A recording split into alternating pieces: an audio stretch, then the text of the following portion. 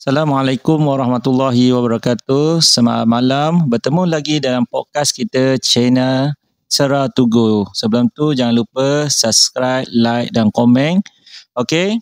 Malam ni kita akan cerita berkaitan dengan kiriman pengirim dah yang DM kita. Untuk malam ni kita ada episod yang dikirim oleh Azlan dari Azlan Jerantuk Pahang. Okey. Assalamualaikum dan salam sejahtera semua pendengar.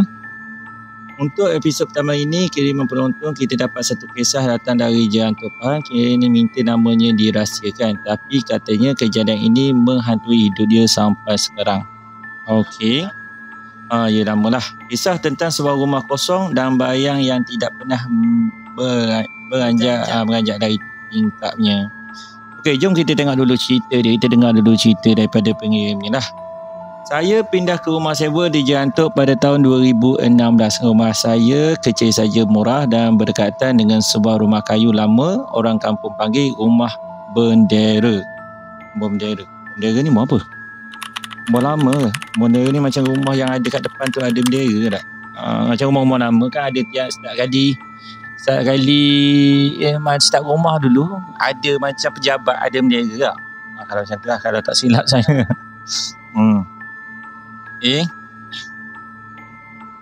Di tingkat depan rumah itu ada kain bendera lusuh tergantung. Okey, orang kata tuan rumah dulu askar tapi dah lama meninggal. Maknanya betul lah. Mungkin dia duduk macam dalam pejabat gitu macam. Hari pertama saya pindah, saya terpandang tingkap rumah itu. Di balik kain bendera itu macam ada seseorang berdiri. Maknanya hari pertama dia pindah, dia nampak seseorang yang berdiri di dekat yang bendera tu lah agaknya. Tak nampak jelas muka, cuma bentuk bahu dan kepala. Tak nampak jelas lah. Saya sangka ada orang jaga rumah tu, saya buat tak tahu.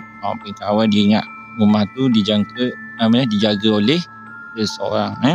Tapi malam itu bila saya balik kerja, bayang itu masih ada berdiri tegak menghadap jalan, tak bergerak.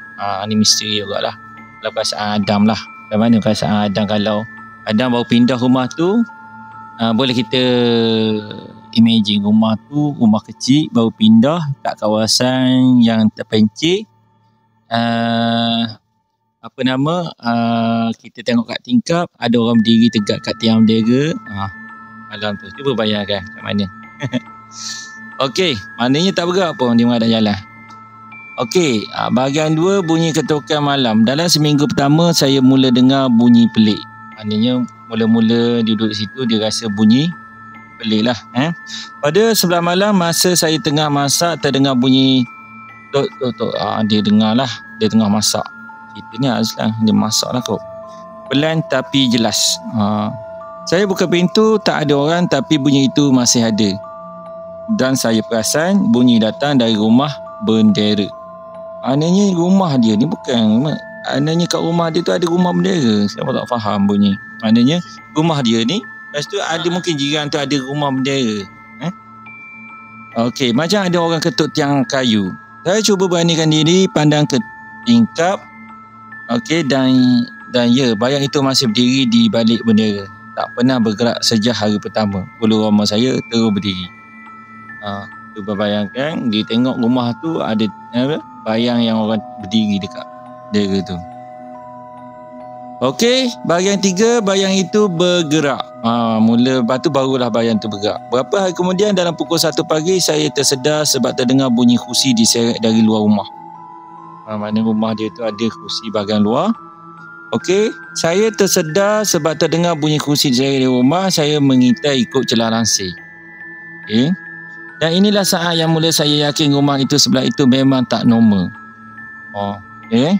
Bayang di tingkat itu bergerak. Maknanya dia tak nampak, hanya bayang sahaja bergerak. Dia melintasi tingkap dari kiri dan ke kanan perlahan seolah-olah seseorang tengah berjalan di dalam rumah. Sedangkan rumah tu kosong. Maksud dia tengok rumah tu tak ada orang. Rumah itu tak ada elektrik, tak ada kaki, tak ada penghuni. Saya tutup tingkap baca apa saja yang terlintas. Bayangkanlah, malam-malam nampak macam tu, duduk seorang pula, nampak macam tu, memanglah kan.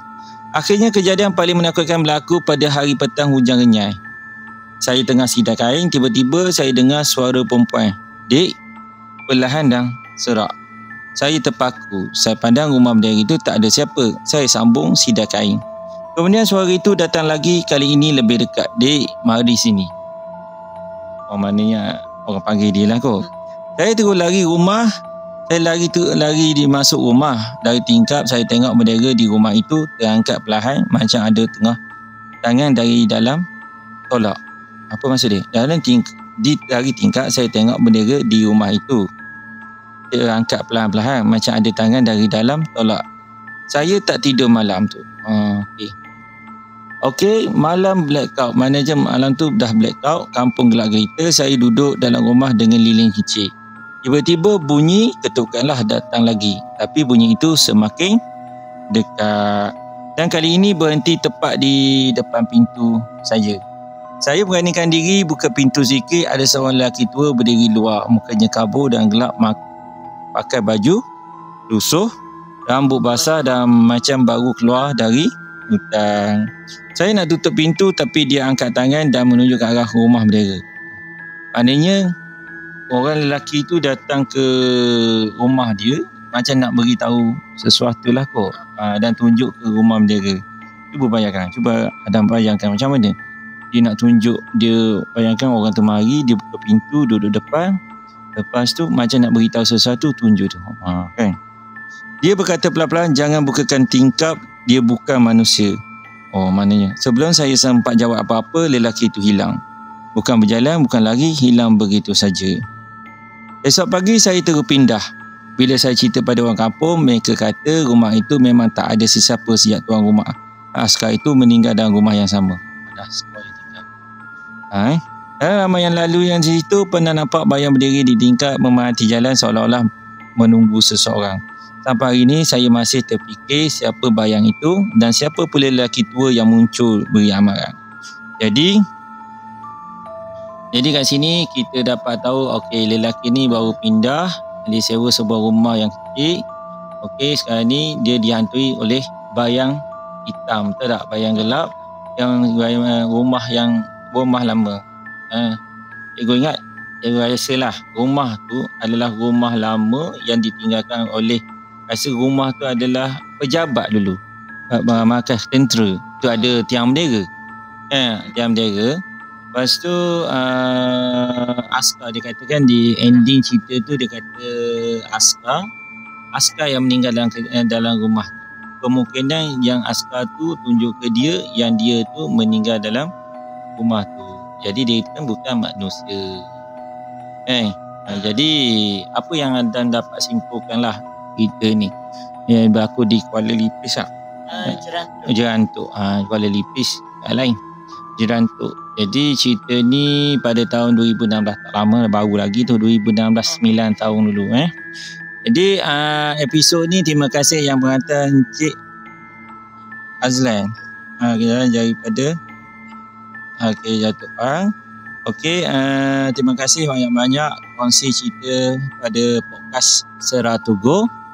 Ada nak tambah apa-apa daripada cerita tu? Macam tak ada okey lah. Episod yang kedua, episod ni. Kiriman yang kedua dari nama dia kiriman yang kedua Hani Asa Rauk Pahang. Lokasi kejadian Lebuh Raya Karak, arah KL Bentung. Kejadian baru lagi 2019. 2019 COVID lah, Lebuh Raya arah KL Bentung. Maknanya dari Kuantan ke KL lah, Bentung. Jom kita tengok cerita dia, kita kongsi sama-sama cerita dia. Okey.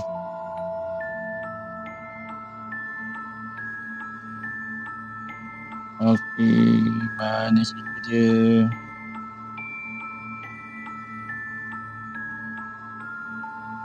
Ini betul lah. Okey, ni dia adalah kisah seorang wanita bernama Hani dari Raub. Kejadian berlaku pada tahun 2019.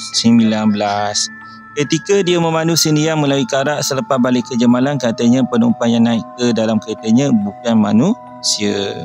Okey, pendeknya tak panjang cerita ni. Hari bekerja shift malam di Kuala Lumpur dan selalu pulang lewat ke Raub. Satu malam dalam pukul 12 tengah malam, hujan renyai, Hani nampak seorang perempuan berdiri di tepi jalan. Beruniform sekolah, rambut basah dan memegang beg. 12 malam, budak perempuan di tepi jalan berambut basah memegang beg. Orang ke tak? 12 malam. Ya. Boleh kata ada orang, mungkin ada orang. Kalau tengah bandar, masih lagi orang. Kalau dia ni pukul 12, kalau 12 tengah hari, dah. Tapi sekolah dia tak sebelah sekolah mana. Perempuan itu menahan kereta walaupun pelik. Hani berhenti. Okay, berhenti. Perempuan itu masuk perlahan-lahan dan hanya sebut terima kasih kak. Masuk dan mengucap terima kasih. Tak hari. Hari ini pula. Hani memandu tak maaf Hani Hani memandu seperti biasa, tapi dia mula pelik lah. Budak itu tak bernafas. Bajunya kering walaupun hujan dan dia duduk memandang jalan tanpa berkelip. Bajunya kering walaupun hujan dan dia duduk memandang jalan tanpa berkelip. Selepas 5 minit, Hani cuba tanya, adik balik mana? Budak itu jawab, saya tak jumpa jalan nak balik. Hani pandang cermin belakang, kerusi belakang kosong. Tapi kesan lupa tapak kaki kecil ada di seat. Hani terus memencut tanpa menoleh. Okey. Hingga hari ni Hani kata dia tak berani pandang cermin belakang bila memandu malam. Di Karak bukan semua penumpang yang naik berasal dari dunia kita. Jadi cerita ni tak panjang mana daripada kita episod yang tadi. Jadi dia seorang perempuan yang bekerja shift malam di Kuala Lumpur, selalu balik lewat ke Raub lah. Satu malam pukul 12 tengah malam, dia ternampak seorang budak, review lah balik budak rambut basah, beruniform putih, beruniform sekolah, beg masuk menumpang dia dan ucap terima kasih, dan baju uniform dia kering, itulah, dan tak bernafas. Kiriman dia sampai hari ni lah. Dia tak tahu ke mana. Bila dia tengok ke belakang dah tak ada, hanya lumpur je tapak kaki. Jadi itu maknanya bukan manusia lah. Jadi sampai sekarang pun Hani pun masih lagi ingat peristiwa tu. Jadi peristiwa tu berlaku di mana? Di bulan lewat ke Raub. Mungkin dia berlaku di Lebuh Raya Karak arah KL. Maknanya hari ni lah Lebuh Raya Highway. Cerita dia. Terima kasih Hani kerana kongsi cerita pada malam ini melalui channel Serak to Go. Okey, episod yang seterusnya dari kiriman Faiz pun nama samaran lah. Okey, sama samaran. Okay. Faiz ni dia asal daripada Baling, Kedah. Lokasi kejadian dia di Lembah Harimau Menangis, Gerik, Perak. Harimau Menangis. Okey. Tahun kejadian 2014. Okey. Faiz, seorang pemandu lori daripada Kedah. Kejadian berlaku di Gerik, kawasan yang memang terkenal dengan kes mistik. Katanya, jeritan yang dia dengar bukan suara manusia. Okey, ini cerita penuh dia. Faiz selalu berhenti di satu kawasan lapang dekat Lembah Harimau Menangis. Tak tahu? Sama tak tahu? Berkaitan dengan Harimau Menangis ni, tempat Harimau Menangis, tapi pernah dengar terjadi peristiwa tahun bila tak ingat, dalam 70-an, pernah dengar satu cerita kat Mastika, majalah Mastika. Majalah Mastika pernah ada berlaku ni, perempuan berjalan kaki di perhentian dekat Harimau Menangis. Rasa Greek tak? Area Perak Harimau Menangis. Tempat ni Perak. Sebab dia dinamakan Harimau Menangis ni, kalau rasa dia kisah dia,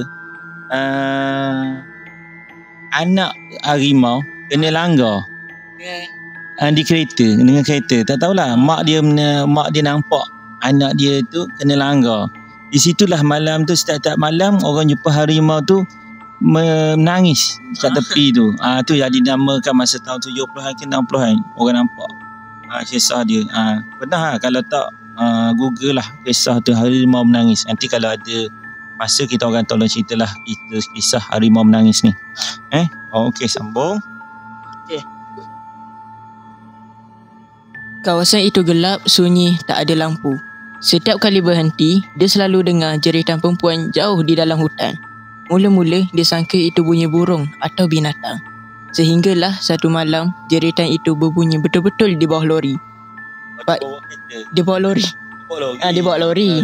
Okey. Di bawah lori. Lepas tu lalu harimau menangis tu dengar jeritan perempuan jauh di dalam hutan. Setiap kali sampai situ dengar perempuan jerit. Okey. Lepas tu Faiz turun suluh lampu tapi tak ada apa-apa. Dia nak naik semula tapi terdengar sesuatu merangkak dari bawah lori. Bila dia tunduk, ada wanita rambut panjang berpakaian lusuh merangkak dengan mulut penuh tanah. Memadang tepat pada Faiz. Faiz lari naik lori dan pecut dan berfikirlah. Okey, lepas tu Faiz tak lagi berhenti di kawasan itu. Katanya kalau terdengar suara perempuan di tempat sunyi, lebih baik buat tak tahu. Sebab bukan semua suara minta tolong itu. Apa nama? Faiz, maknanya Faiz ni seorang pemandu lori. Dia selalu ulang-alik ke Great ke mana? Great dari pemandu lori dari Kedah. Kejadian berlaku di Great Perak lah, dari Kedah ke Perak. Jadi memang terkenal kes mistik lah yang selalu dia berlaku di Great. Betul tak? Great pernah lalu kau Great? Jalan Great macam mana? Abang KL pernah lalu Jalan Great. Dia balik ke Kelantan. Daripada KL tempat dia Rawang, masuk kat Perak ikut Great. Okey, lalu ikut Gua Musang, ikut Merapuh, sampai ikut Titi Wangsa.